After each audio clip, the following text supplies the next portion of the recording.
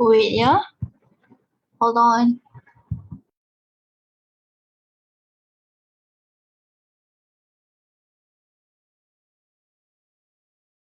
Okay, can start now.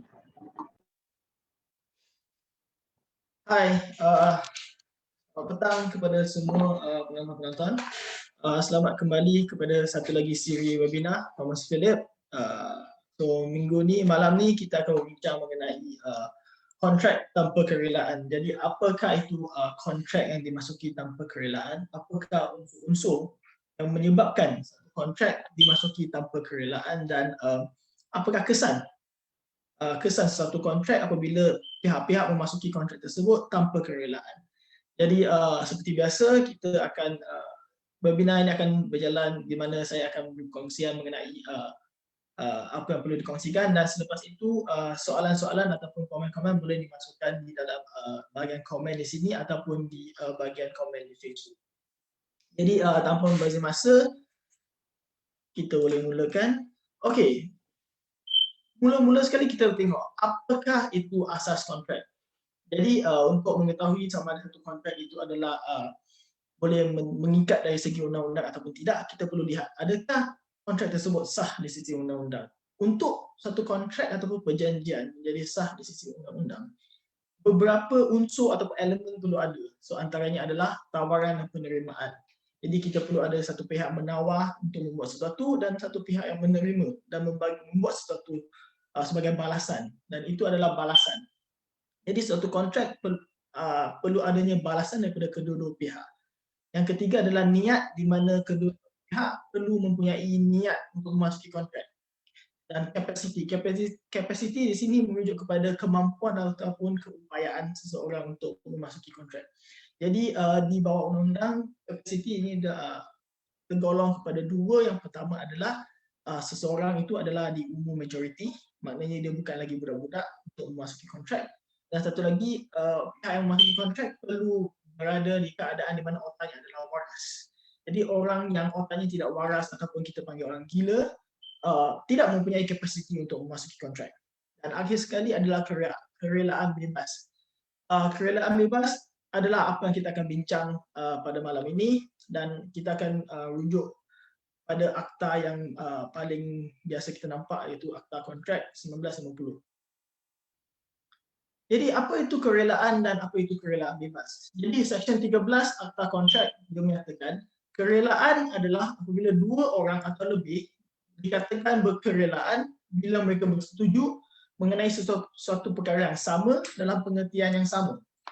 Manakala Seksyen 14 pula dia mengatakan kerelaan adalah bebas sekiranya tidak mempunyai unsur paksaan, pengaruh tak berpatutan, tipuan, salah nyata dan khilaf.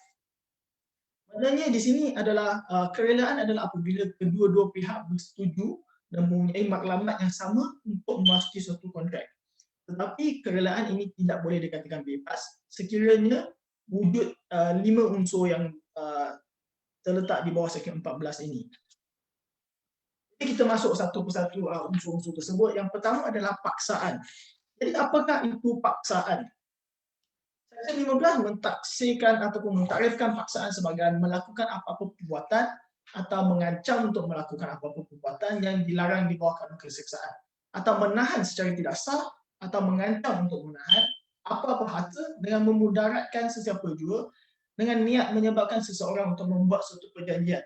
Dan untuk secara ringkas, seksyen ini dia menerangkan paksaan sebagai seseorang mengugut ataupun memaksa seseorang yang lain dengan mengatakan bahawa dia akan mencederakan dia ataupun dia akan merosakkan harta dia atau dia akan melakukan sesuatu yang membawa kecederaan kepada orang tersebut dengan niat memaksa orang tersebut untuk memasuki perjanjian. Itu kita dikatakan perjanjian dimaksud secara paksaan. Jadi kita lihat antara kes yang kes di mana wujudnya unsur paksaan. Jadi dalam kes Sinambi Development ini pada tahun 1998, jadi plaintiff dalam kes ini dia mendakwa bahawa dia diugut dan dipaksa oleh pengarah kepada syarikat defendant. Jadi plaintiff dia kata defendant telah ugut dan paksa plaintiff untuk membayar 4,000 lebihan. Bayaran yang dikenakan lagi 4,000 lebihan. Jadi plaintiff kata defendant memaksa ataupun mengugut kalau plaintiff tak bayar, tempahan plaintiff terhadap rumah-rumah akan dibatalkan. Jadi Mahkamah Magistrate memutuskan bahawa ini sebenarnya telah menjadi satu paksaan kerana RM4,000 lebihan dibayar tersebut adalah dibayar oleh plaintiff kerana dia takut dan dia diugut. Kalau dia tak bayar, tempahan terhadap rumah-rumah akan dibatalkan. Jadi ini telah menjadi satu unsur paksaan di mana defendant telah memaksa plaintiff untuk memasuki kontrak di mana plaintiff terpaksa membayar lebih. Jadi dalam kes ini Mahkamah Magistrate juga mengatakan bahawa RM4,000 lebihan ini telah dibayar tanpa balasan daripada defendant. Seperti yang saya katakan tadi, balasan merupakan salah satu unsur yang perlu ada untuk menjadikan satu kontrak betul di sisi undang-undang. Jadi balasan adalah perlu dalam kes ini. RM4,000 ini dibayar di bawah unsur paksaan dan juga tiada balasan yang diberikan daripada defendant kepada plaintiff. Kes ini telah defendant telah pun merayu kes ini kepada Mahkamah Tinggi, di mana Mahkamah Tinggi juga telah memastikan bahawa ini adalah bayaran yang dibayar di bawah unsur paksaan. Jadi bayaran ini akan dipulangkan daripada defendant kepada plaintiff. Jadi ini adalah contoh di mana wujudnya suatu paksaan dalam kontrak dan unsur paksaan ini akan menyebabkan kontrak tersebut dibatalkan. Jadi itu adalah unsur paksaan. Unsur yang kedua adalah unsur pengaruh tidak berpatutan. Jadi Seksyen 16 Akta Kontrak juga mengatakan kontrak adalah didorong oleh pengaruh tak berpatutan di mana pertalian di antara kedua pihak adalah sedemikian rupa sehingga satu pihak berada dalam satu kedudukan yang boleh menguasai kemahuan pihak yang lain dan menggunakan kedudukan tersebut untuk memperoleh faedah yang tidak saksama ke atas pihak yang lain. Maknanya seseorang perlu berada di satu kedudukan yang dominan terhadap pihak yang lain dan menggunakan kedudukan dominan tersebut untuk menyebabkan pihak yang lain memasuki kontrak di mana kontrak tersebut akan membawa keuntungan kepada pihak yang dominan. Itu kita dikatakan kontrak dimaksud secara pengaruh yang tidak berpatutan. Ini adalah subsection 1 untuk seksyen 16. Subsection 2 pula dia mengatakan bahawa kuasa ataupun kedudukan dominan suatu pihak terhadap pihak lain dikategorikan kepada dua. Satu adalah kuasa sebenar dan satu adalah kuasa zahir. Jadi apa itu kuasa sebenar dan apa itu kuasa zahir, kita akan lihat apa yang dikatakan dalam kes-kes yang seterusnya. Jadi dalam salah satu kes yang agak kebelakangan 2014 dalam kes Rumah Manyang, Pesuruhjaya Kehakiman telah mengatakan dalam bahasa Inggeris, sebab yang ini kita quote daripada kes. In the case of actual undue influence, the claimant must prove affirmatively that the wrongdoer exert undue influence to induce the transaction. In the case of presumed undue influence, the claimant must only show that there existed a relationship of trust and confidence such that it is fair to presume that the wrongdoer abused the relationship to procure the transaction. So apa yang dimaksudkan di sini adalah untuk kuasa sebenar ataupun actual undue influence. Apa yang plaintiff perlu membuktikan adalah defender sebenarnya telah menyebabkan ataupun telah memberikan pengaruh yang tidak berpatutan untuk mempengaruhi atau mendorong plaintiff memasuki suatu kontrak. Di bawah presumed undue influence iaitu pengaruh tidak berpatutan yang zahir, apa yang plaintiff perlu tunjukkan adalah wujudnya satu hubungan ataupun pertalian bersifat amanah ataupun fiduciary di antara dua pihak tersebut, dan hubungan ini membolehkan orang untuk menganggap ataupun presume bahawa defendant tersebut sebenarnya telah pun menggunakan hubungan tersebut untuk mempengaruhi atau mendorong plaintiff untuk memasuki transaksi tersebut, di mana transaksi tersebut menguntungkan orang yang lebih dominan dalam hubungan tersebut. Jadi dalam sini kita boleh melihat sebenarnya undue influence terdapat dua jenis, dan kedua-dua jenis ini plaintiff ataupun orang yang dikatakan telah terpengaruh perlu membuktikan ataupun menunjukkan benda yang berlainan. Jadi seterusnya adalah fraud, ataupun yang tadi dalam slide yang pertama sekali adalah tipuan. Tapi di dalam akta kontrak perkataan fraud digunakan. Jadi apakah itu fraud? Section 17 dalam Akta Kontrak katakan fraud termasuklah perbuatan yang berikut yang dilakukan oleh pihak. Jadi antara jenis-jenisnya adalah A, mengenai suatu fakta, menerangkan sesuatu yang tidak benar oleh seseorang yang tidak mempunyai bahawa sesuatu itu benar. Ataupun B, menyembunyi secara aktif suatu fakta oleh seseorang yang mengetahui atau mempercayai fakta tersebut. Ataupun C, menjanji tanpa apa-apa niat untuk menempati janji tersebut. D, mana-mana perbuatan lain yang padan untuk memperdayai. Ataupun E, mana-mana perbuatan atau ketinggalan sedemikian yang khususnya ditetapkan oleh undang-undang sebagai fraud. Jadi secara ringkasnya apa yang dimasukkan di sini adalah seseorang itu dengan sengaja menipu, memberikan fakta yang palsu, menipu seseorang untuk menyebabkan orang tersebut untuk memasuki suatu kontrak. Itu kita akan dikatakan sebagai menipu ataupun fraud di bawah Akta Kontrak. Jadi kita lihat satu kes BP Sdn Bhd dan syarikat Jubin Enterprise pada 1997 di mana Hakim Ian Chin telah kata fraud implies some base conduct and moral turpitude.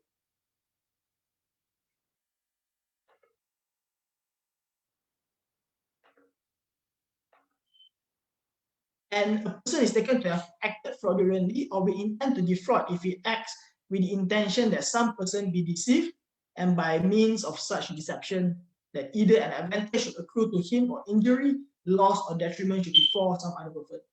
That is what is known as fraud or fraudulently. So apa yang dikatakan di sini adalah seseorang apabila dia melakukan sesuatu untuk menipu ataupun dengan niat untuk menipu supaya orang tersebut ditipu, dan penipuan ini yang menyebabkan orang tersebut ditipu membawa keuntungan kepada diri dia ataupun membawakan kerugian pada orang tersebut, ini adalah dikatakan menipu. Wah, undang-undang. Jadi satu lagi Hakim Abdul Malik Irsyad dalam kes Double Acres Sdn Bhd dia kata whenever a person causes another to act on a false representation which the maker himself does not believe to be true, the maker is said to have committed a fraud. Jadi untuk yang senang sekali dikatakan apabila seseorang membuat satu pernyataan ataupun representasi kepada orang lain mengenai suatu fakta yang di mana orang yang membuat fakta ataupun pernyataan tersebut tidak mempercayai apa yang dikatakan. Jadi orang yang membuatnya dia tahu dia sedang menipu tapi dia gunakan pernyataan ataupun fakta tersebut untuk menipu orang lain supaya memasuki suatu kontrak. Itu adalah dikatakan menipu di bawah undang-undang.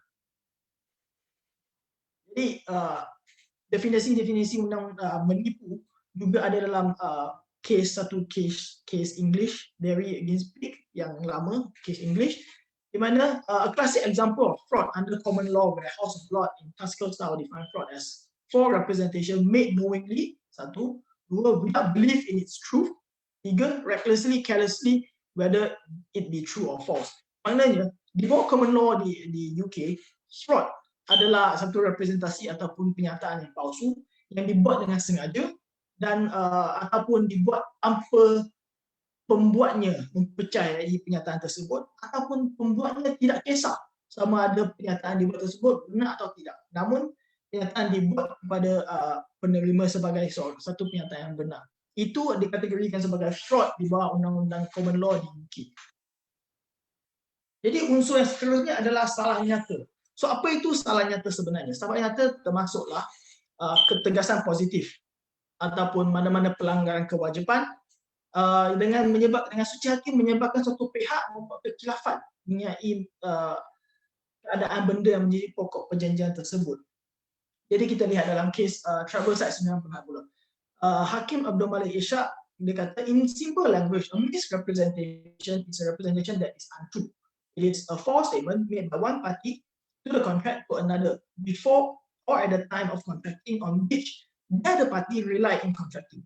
So if the representative falsely states his intention, then he has falsely misrepresented the fact. So basically, benda ni dia nampak macam sama dengan fraud tadi, di mana di sini satu pihak akan membuat satu representasi yang tidak benar, yang palsu kepada satu pihak untuk mendorong ataupun mempengaruhi pihak satu lagi untuk memasuki kontrak. Jadi kita lihat ada contoh kes yang mempunyai salah nyata ataupun misrepresentation. Jadi satu kes yang agak kebelakangan ini adalah MITI Cable and FD Sdn Bhd. Dalam kes ini apa terjadi sebenarnya? Defendant telah memasuki kontrak dengan plaintiff untuk untuk plaintiff membekalkan dan memasang lampu LED di rumah dan kilang defendant. Jadi sebelum memasuki kontrak, plaintiff telah memberitahu defendant sekiranya lampu LED dipasang, ini akan mengurangkan penggunaan elektrik sekurang-kurangnya 50%. Tapi selepas pemasangan lampu-lampu elektrik LED ini, penggunaan elektrik tidak berkurang seperti apa yang dikatakan oleh plaintiff. Dan oleh sebab ini, defendant tidak membayar pembayaran bagi pemasangan lampu-lampu LED tersebut. Jadi apa berlaku, plaintiff pun menyaman defendant untuk pembayaran baki charge. Maka defendant pula menuntut balas counter claim untuk pemulangan deposit yang telah dibayar kepada plaintiff kerana apa yang defendant kata adalah kontrak ataupun perjanjian ini dimasuki kerana defendant terpengaruh dengan representasi plaintiff di mana pemasangan akan mengurangkan penggunaan elektrik. Jadi Mahkamah Tinggi akhirnya telah memutuskan bahawa penyataan daripada plaintiff mengenai pengurangan elektrik selepas pemasangan LED adalah salah nyata. Sebab pemasangan LED memang tidak akan mengurangkan penggunaan elektrik sehingga 50%. Jadi ini adalah salah nyata oleh pihak plaintiff yang telah menyebabkan defendant memasuki kontrak. Salah nyata telah mendorong defendant untuk memasuki kontrak dengan plaintiff. Jadi dalam kes ini Mahkamah Tinggi telah membenarkan tuntutan balas defendant, iaitu defendant dapat mendapatkan balik segala deposit yang telah dibayar kepada plaintiff. Jadi fraud dengan salah nyata seakan-akan serupa sebab kedua-duanya adalah mengenai penyataan ataupun representasi yang diberikan oleh satu pihak, penyataan yang palsu yang tidak benar oleh satu pihak untuk menipu ataupun mendorong satu pihak lain memasuki kontrak. Di mana kontrak tersebut memberikan manfaat kepada orang yang mempengaruh. Tapi dalam kes yang telah dikatakan tadi, double acres yang berhad, Hakim Abdul Malik Ishak juga ada kata, there is a distinct difference between fraud and misrepresentation. It is this: in fraud, the person making the representation does not himself believe in its truth, whereas in the case of misrepresentation, the person making the representation may believe the representation to be true. Maknanya di sini apa yang berbeza adalah apa yang difikir ataupun dipercayai oleh orang yang membuat kenyataan tersebut. Di dalam fraud, orang yang membuat kenyataan tersebut, dia memang tahu kenyataan tersebut tidak benar. Dia memang tahu kenyataan ataupun representasi tersebut adalah palsu. Tapi dia masih dengan niat untuk menipu suatu pihak lain untuk memasuki kontrak. Tapi di bawah case misrepresentation ataupun salah nyata, orang yang membuat representasi, dia kadang-kadang dia pun percaya, oh sebenarnya representasi ini adalah benar. Sebenarnya benda itu adalah palsu. Jadi beza dia di sini adalah apa yang dipercayai oleh pembuat representasi dan juga niat dia untuk sengaja menipu. Dan jika dia ada niat, itu adalah lebih kepada fraud. Dan seterusnya adalah khilaf. Khilaf dalam English is mistake. Okay, untuk siapa yang tidak tahu. Jadi khilaf telah diperuntukkan di bawah section 21 dan 22. Terdapat dua jenis, iaitu mengenai fakta dan khilaf mengenai undang-undang, di mana kita akan memasuki dengan lebih sedikit selepas ini. Jadi apa yang disampaikan di atas tadi adalah unsur-unsur dan contoh-contoh kes di mana wujudnya kontrak yang dimasuki tanpa kerelaan bebas daripada pihak-pihak, di mana ada yang tertipu, ada yang dipengaruh, ada yang dipaksa untuk memasuki kontrak. Dan sekiranya kita berada di keadaan yang sebegini, di mana kita telah memasuki kontrak dan dalam keadaan yang tidak rela, keadaan yang dipaksa, so apakah yang boleh kita lakukan? Jadi kita boleh lihat pertama sekali pada section 19 Akta Kontrak yang mengatakan di mana kerelaan dibuat membuat perjanjian adalah disebabkan oleh paksaan, fraud ataupun salah nyata, maka perjanjian itu adalah kontrak yang boleh dibatal atas option pihak yang kerelaannya disebabkan demikian. Suatu pihak kontrak yang kerelaannya disebabkan oleh fraud atau salah nyata, boleh jika ia fikir patut berbuat demikian supaya kontrak itu hendak dilaksanakan juga dan mendesak supaya ia ditempatkan dalam kedudukan yang seharusnya jika nyataan yang dibuat itu adalah benar. Jadi apa yang dimaksudkan di sini adalah sekiranya anda dipaksa untuk masuk kontrak di bawah paksaan ataupun fraud ataupun masuki kontrak disebabkan oleh salah nyata, jadi kontrak tersebut sebenarnya boleh dibatalkan atas option pihak yang dipengaruh ataupun kerelaannya dipaksa. Jadi sekiranya ada orang memaksa saya untuk memasuki kontrak ataupun ada orang menipu secara fraud untuk mempengaruhi saya memasuki kontrak, saya boleh membatalkan kontrak tersebut berdasarkan section 19. Itu adalah bahagian pertama section 19. Kita lihat bahagian kedua pula. Di bahagian kedua pula mengatakan sekiranya kerelaan disebabkan oleh fraud atau salah nyata, fikir patut kontrak tersebut hendak dilaksanakan juga dan mendesak supaya ia ditempatkan di kedudukan seterusnya. Maknanya sekiranya saya memasuki kontrak atas satu fraud ataupun salah nyata, saya mempunyai pilihan untuk mengatakan saya hendak meneruskan kontrak ini. Dan pihak yang satu lagi perlulah melaksanakan tanggungjawabnya supaya saya diletakkan di tempat yang saya sepatutnya diletak sekiranya representasi ataupun pernyataan yang diberikan itu adalah benar. Jadi jika seseorang memasuki kontrak atas fraud atau salah nyata, orang tersebut mempunyai dua pilihan, sama ada ingin membatalkan kontrak tersebut ataupun ingin mendesak supaya kontrak tersebut dijalankan dan dia diletakkan di tempat yang dia sepatutnya sekiranya apa yang direpresentasikan ataupun kenyataan yang diberikan itu adalah benar. Itu adalah yang diperuntukkan di bawah Seksyen 19. Kita lihat dalam antara contohnya adalah dalam kes Tan Atong. It is settled that misrepresentation has the effect of vitiating consent, rendering the contract voidable at the option of the party. Maknanya dalam kes ini hakim bercakap mengenai misrepresentasi ataupun salah nyata yang mana boleh menyebabkan kontrak voidable. Apa itu voidable? Voidable ialah boleh batal. Maknanya kontrak tersebut boleh batal pada pilihan orang yang kerelaannya dipengaruh. So this is provided by Section 19 of the Contract Act, bahagian pertama di mana tadi saya ada cakap mengenai sama ada boleh memilih untuk membatalkan kontrak tersebut. Voidable in the present context means that the contract is binding until it is avoided by the act of parties or by having it set aside by a court order. And where a representative act fraudulently as here, the innocent party in addition to rescinding the contract may also recover damages for fraud. Maknanya sekiranya kontrak tersebut dimasuki berdasarkan fraud, salah nyata ataupun khilaf ataupun fraud salah nyata ataupun paksaan, maaf. Jadi kontrak tersebut boleh dibatalkan dan selagi kontrak tersebut belum dibatalkan oleh pihak yang kerelaannya dipaksa, maknanya kontrak tersebut perlu dijalankan, perlu dilaksanakan oleh kedua-dua pihak. Dan sekiranya pihak yang dipaksa ataupun ditipu tersebut ingin membatalkan kontrak tersebut, dia boleh membatalkan berdasarkan Seksyen 19. Tambahan di atas pula, dia boleh menuntut untuk ganti rugi ataupun damages untuk fraud in tort of deceit, untuk tort penipuan. Dia boleh menuntut ganti rugi di atas pembatalan kontrak yang telah dimasuki tersebut. Jadi itu adalah untuk paksaan, fraud dan salah nyata. Seksyen 20 pula memperuntukkan untuk pengaruh tak berpatutan. So kita lihat bahagian pertama di mana kerelaan untuk membuat suatu perjanjian adalah disebabkan pengaruh tak berpatutan, maka perjanjian itu suatu kontrak yang boleh dibatalkan atas option dan kerelaan yang disebabkan demikian. So bahagian pertama Seksyen 20 adalah lebih kurang sama dengan bahagian pertama Seksyen 19 di mana sekiranya kontrak dimasuki oleh atas pengaruh tidak berpatutan, perjanjian tersebut boleh dibatalkan atas option pihak yang kerelaannya disebabkan demikian. Jadi apa yang dikatakan bahagian 2 adalah mana-mana kontrak sedemikian boleh dibatalkan sama ada secara mutlak ataupun jika pihak yang berhak mengelakkan kontrak tersebut telah mendapatkan faedah atas syarat-syarat yang difikirkan patut oleh mahkamah.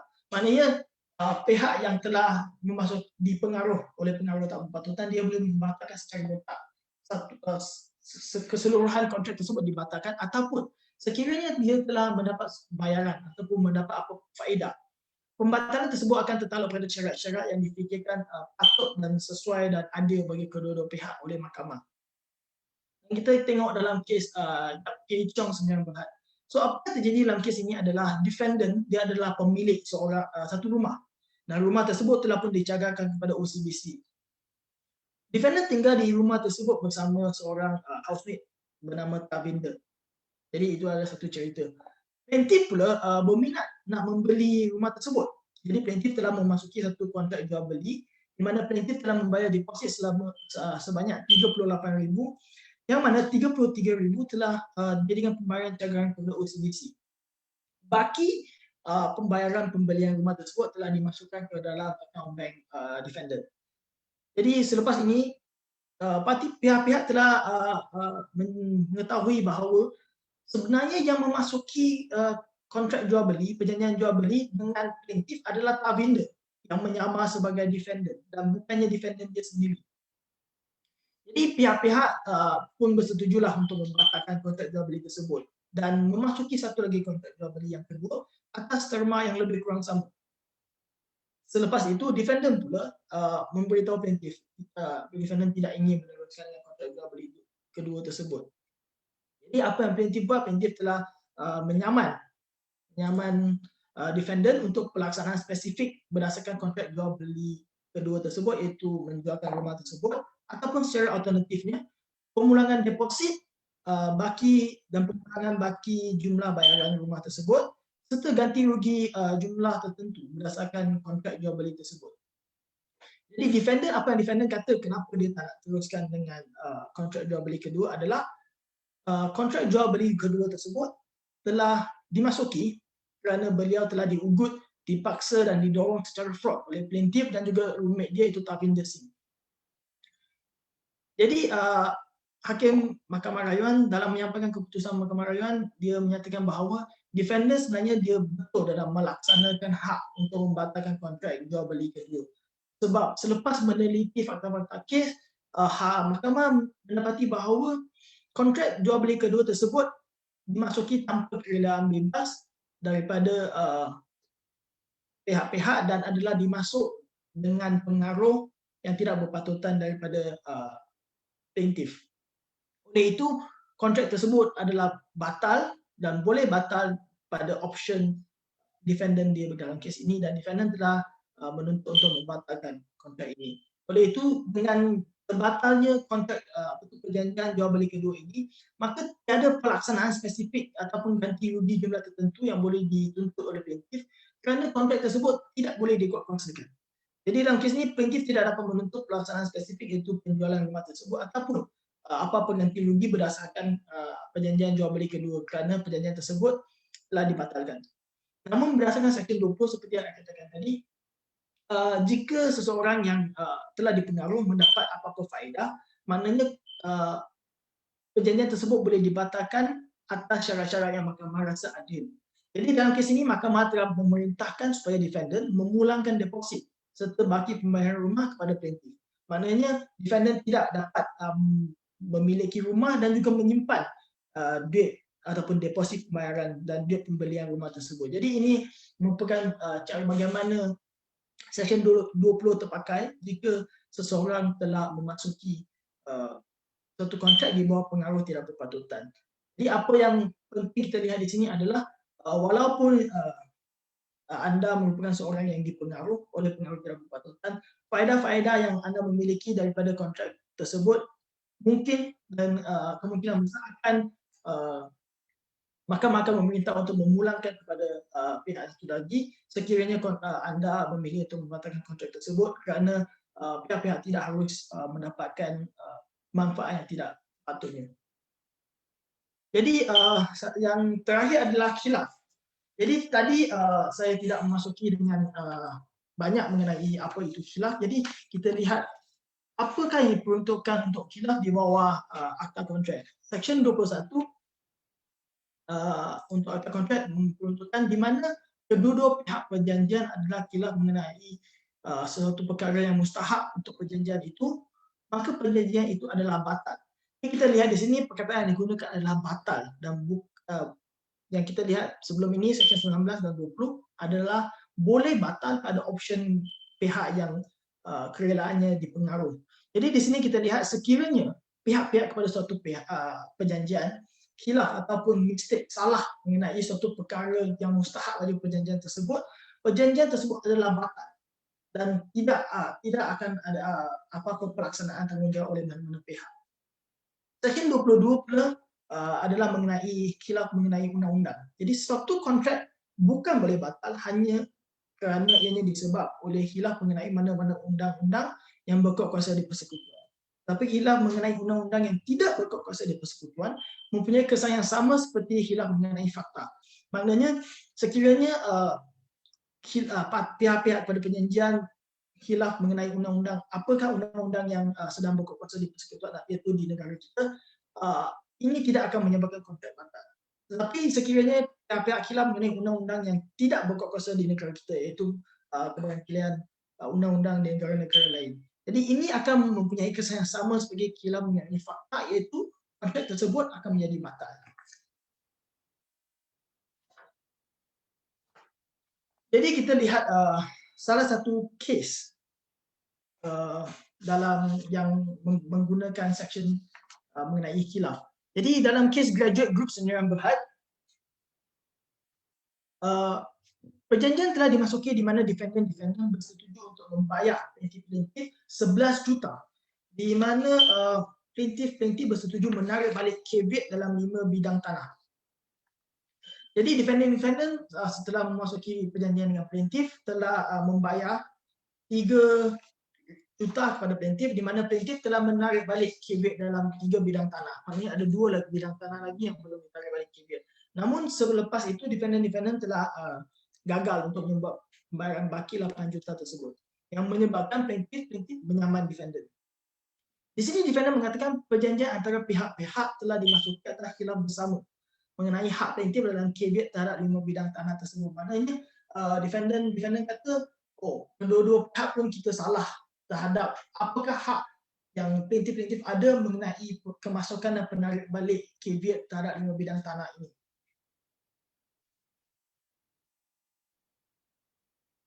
Jadi Mahkamah Tinggi telah memutuskan, akhirnya Mahkamah Tinggi memutuskan bahawa plaintiff sebenarnya tidak mempunyai apa-apa hak terhadap penarikan ataupun kemasukan caveat ke dalam tanah-tanah tersebut. Maknanya plaintiff sebenarnya tak ada hak untuk menarik balik caveat daripada 5 bidang tanah tersebut seperti yang perlu dilaksanakan di bawah perjanjian tersebut. Maka perjanjian tersebut adalah dimasuki oleh plaintiff dan defendant atas khilaf bersama, di mana kedua-dua pihak mereka ingatkan plaintiff mempunyai hak, oleh itu mereka memasuki kontrak tersebut. Tapi sebenarnya mereka adalah salah. Maka perjanjian tersebut adalah batal dan defendant membenarkan tuntutan 3 juta daripada defendant. 3 juta telah dibayar kepada plaintiff dituntut semula oleh defendant kerana perjanjian tersebut adalah batal. Dan perjanjian ini adalah batal kerana khilaf dan bukannya terbatal pada option pihak yang pengaruh, kerelaan yang dipengaruhi. Maknanya sekiranya seseorang memasuki kontrak secara khilaf berdasarkan fakta ataupun perkara yang menjadi pokok kepada perjanjian tersebut adalah batal dan pihak-pihak tidak boleh mendesak untuk perjanjian tersebut dilakukan ataupun dijalankan. Jadi kita boleh lihat kepada Seksyen 73 Akta Kontrak yang sama. Seseorang telah dibayar wang kepadanya atau telah diserah hantar sesuatu dengan khilaf atau dengan paksaan, mesti membayar balik atau memulangkan. So ini adalah undang-undang ataupun provision bagi khilaf dengan paksaan, di mana sekiranya untuk khilaf seperti yang kita tahu tadi, sekiranya khilaf mengenai fakta, perjanjian tersebut adalah batal. Jadi apabila setuju perjanjian tersebut adalah batal, wang yang diterima ataupun apa benda ataupun barang-barang yang dihantar sebenarnya perlu dipulangkan semula. Seperti yang kita lihat tadi, RM 3 juta tersebut telah dipulangkan daripada plaintiff kepada defendant. Sama seperti paksaan, apa yang telah diterima sekiranya kontrak yang dimasuki secara paksaan dibatalkan, duit yang diterima ataupun barangan yang telah dihantar akan perlu dipulangkan berdasarkan Seksyen 73 ini. Jadi itu adalah lebih kurang apa yang boleh kita lakukan sekiranya kita memasuki kontrak tanpa kerelaan, di mana kita telah dipaksa ataupun kita telah ditipu dengan fraud ataupun kita ada pihak yang salah nyatakan fakta kepada kita ataupun ada pihak yang menggunakan pengaruh yang tak berpatutan untuk mendorong kita memasuki satu kontrak. Jadi itu adalah antara apa yang kita boleh lakukan sekiranya kita berada di situasi sedemikian. Dan kita boleh lihat di sini adalah paksaan, fraud, salah nyata adalah boleh batal berdasarkan Seksyen 19. Pengaruh tak berpatutan boleh batal berdasarkan Seksyen 20. Khilaf mengenai perkara fakta adalah batal berdasarkan Seksyen 21 dan bukan boleh batal. Dia terus jadi batal. Jadi itu adalah apa yang nak disampaikan oleh saya pada malam ini. Apakah unsur-unsur yang membatalkan kerelaan bebas dan apakah yang boleh kita lakukan? Sama ada kita boleh mendapatkan semula duit yang dibayar ataupun sama ada kita boleh mendesak supaya kontrak-kontrak tersebut dijalankan. Jadi itu lebih kurang adalah lebih kurang apa yang perlu saya sampaikan pada malam ini. Jadi terima kasih kepada semua yang menonton. Jadi ada apa-apa soalan, anda boleh masukkan dalam comment section, di mana saya akan cuba sedaya upaya untuk menjawab soalan anda.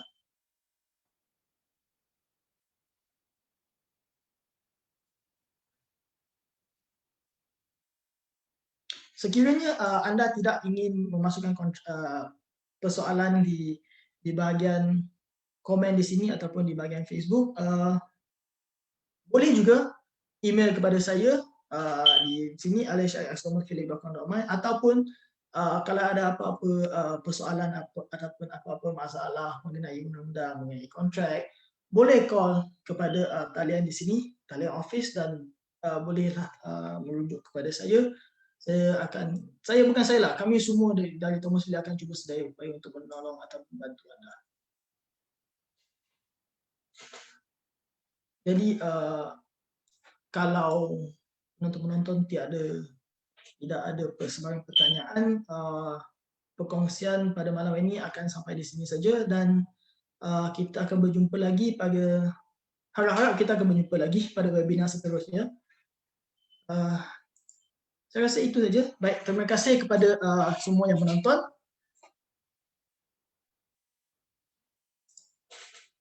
Terima kasih kepada semua penonton. Saya harap apa yang saya ada sampaikan tadi membantu. Kalau ada apa-apa, boleh hantar email kepada saya, lhx@thomasphilip.com. Kepada semua, selamat malam. Have a good week ahead.